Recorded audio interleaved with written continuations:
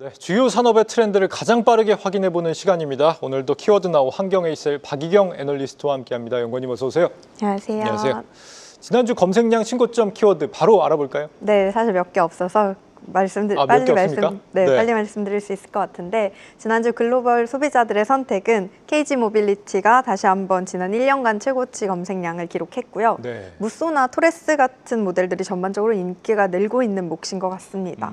또 최근 검색 트렌드에서 좋았던 넷마블이 다시 한번 리스트에 들어왔고요. 펄어비스의 붉은 사막이 출시를 확정 지으면서 검색량이 많이 늘었던 모습입니다. 게임사들이 많네요. 네, 맞습니다. 네, 끝이에요? 네. 최고점 키워드가 왜 이렇게 많이 줄었습니까? 예전에 뭐 그 화장품, 미용기기 다 어디 갔어요? 그러니까요. 이게 크게 이유를 두 가지로 요약할 수 있을 것 같은데요. 네. 먼저 챗 GPT 같은 생성형 AI가 좀 확산이 되면서 사람들이 직접 구글에서 검색어를 입력한다기보다는 AI를 통해서 답을 얻고 있는 경우가 많아지는 것 같습니다. 그러다 보니까 개별 키워드들에 대한 검색량 흐름이 예전만 못한 것 같고요. 예. 또 하나는 지난 8월 초에 이제 캐대언 효과로 다양한 한국 관련 키워드들이 좀 검색량 신고점을 찍었는데, 좀 워낙 높은 기준 선이 만들어졌다 보니까 그 이후로는 좀 그만큼의 검색량을 도달하지 못하고 있는 것 같습니다. 네, 정말 분석해 주신 게 끝이라면 다행인데 그 이상의 뭔가 다른 이유가 있다고 한다면은 3분기 실적에 대한 우리가 걱정을 좀 해봐야 되는 건 아닌가, 좀 조심스럽게 생각을 해보고요. 그 연구하는 방법을 좀 바꾸셔야겠어요. 그러면 이제 AI 검색까지 검색을 또 해보셔야겠네요. 좀 데이터를. 한번 방법을 찾아보고 있습니다. 네, 알겠습니다. 자, 게임사 넷마블이 그 와중에 지금 글로벌 검색량을 높이고 있습니다. 이건 어떤 배경일까요? 좀 가장 큰 이유는 지난 5월에 국내 출시된 세븐나이츠 리버스라는 모바일 게임 덕분입니다. 이게 최근에 글로벌 출시한 직후부터 이제 홍콩이나 태국 같은 주요 아시아 국가에서 앱스토어 매출 1위를 달성하기도 했고, 네. 글로벌 20여 개국에서 이제 매출 상위권에 안착을 하면서 빠르게 성과를 보이고 있는 모습입니다.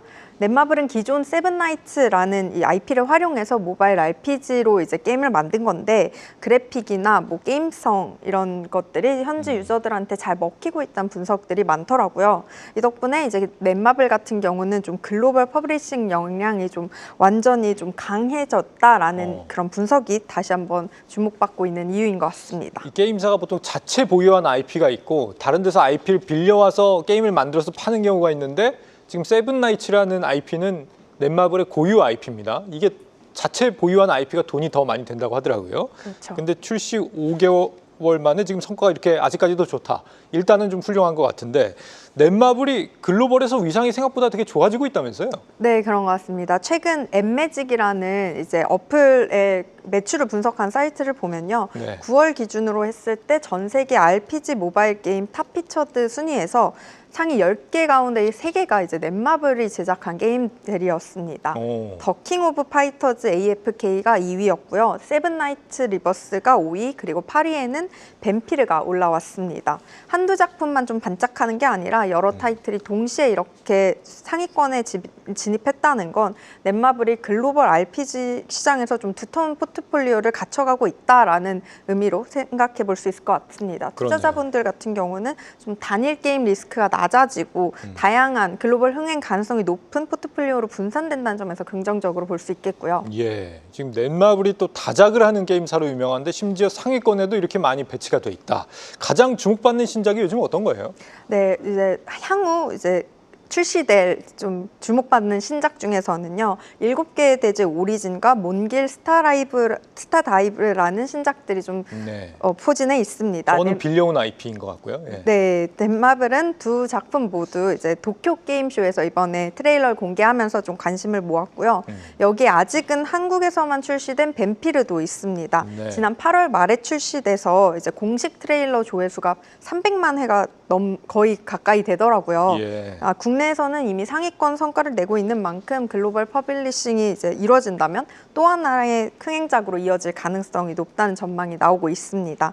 넷마블이라는 키워드가 계속 검색량 신고점을 경신하고 있는 이유이기도 한 것 같습니다. 이런 성과들이 자연히 넷마블 실적으로도 이어진다고 우리가 기대를 해봐도 좋을지, 투자자들이 이번 실적 좀 주목해봐도 좋겠죠, 당연히? 네, 아무래도 좀 긍정적인 모습이 강한 것 같은데요. 예. 넷마블 같은 경우는 과거 게임 좀 한두 개의 매출을 의존하는 경우가 있었는데 지금은 좀 더 다수의 게임으로 이제 매출을 내고 있는 성과를 내고 있습니다. 특히 세븐나이츠 리버스나 뱀피르가 각각 글로벌, 국내 매출에 이제 3분기부터 기여하면서 좀 영업이익률도 회복세를 보일 수 있다는 분석이 나오고 있고요. 예. 과거 모바일 매출액을 보셔도 이제 유저들의 관심이 많았던 게임들이 흥행을 하면서 초기 매출 기여가 좀 많다 보니까 그때마다 분기 실적이 좀 점프업되는 모습을 확인할 수 있었습니다. 이런 그림이 3분기에도 이번에 이어질 수 있을 거라는 상황입니다. 예, 넷마블 상반기 매출이 1.9% 전년비 감소를 하긴 했는데 영업이익이 상반기에 31% 크게 늘었습니다. 3분기에는 더 크게 늘 가능성 좀 기대를 해봐도 될 것 같고요. IP 하나로 버티는 크래프톤 같은 기업도 있지만 지금 이렇게 다작을 하는 게임사가 어떤 면에서는 투자에 더 유리한 부분도 있을 것 같습니다. IP 하나로 지금 게임사가 최근에 화제가 된 게 있지 않습니까? 그렇죠. 아까 말씀드린 이제 펄어비스가 차기작 붉은 사막의 출시를 좀 최종 확정을 지으면서 검색량이 단계 급등했는데요. 네. 2020년 첫 공개 이후로 좀 게이머들의 기대를 한 몸에 받았지만 말씀하셨듯이 출시가 여러 차례 미뤄지면서 좀 기다림이 길어진 모습이었습니다. 이번에 이제 구체적인 출시 일정이 나오면서 이제 내년 3월 19일인데요. 이제 발표되면서 사전 예약에 돌입을 했고요. 예. 그만큼 관심이 좀 몰리고 있는 것 같습니다. 레딧 커뮤니티에서도 관련 글들이 많이 올라왔고요. 붉은 사막 서브레딧은 회원 수가 9,300명 정도가 되었고 주간 방문자 수도 6,000명 이상을 기록하고 있었습니다. 펄어비스 주가는 실제로 한번 크게 뛰고 말았는데 지금 실제 다른 게임들하고 데이터를 좀 비교 분석해 보시면 기대감은 지금 어느 정도 수준이라고 봐야 돼요? 사실 이 서브레딧이나 여러 데이터를 종합해 봤을 때 엄청난 수준은 아닌 것 같습니다. 투자자분들 많이 보시는 이 스팀 데이터로 확인해 보면요. 붉은 사막을 좀 출시 이전에 팔로우한 유저 수의 추이를 보면 출시일 확정과 사전 예약을 시작하는 이제 지난주부터 좀 갑자기 조금 올라가면서 기울기가 좀 가팔라지면서 이제 43,000명의 팔로워를 보유한 걸로 나타나는데 좀 대작 기대치에 비하면 좀 미미한 수준이라고 보시면 좋을 것 같습니다. 예. 따라서 앞으로는 이제 붉은 사막이 펄어비스 주가의 좀 본격적인 트리거가 되기 위해서는요.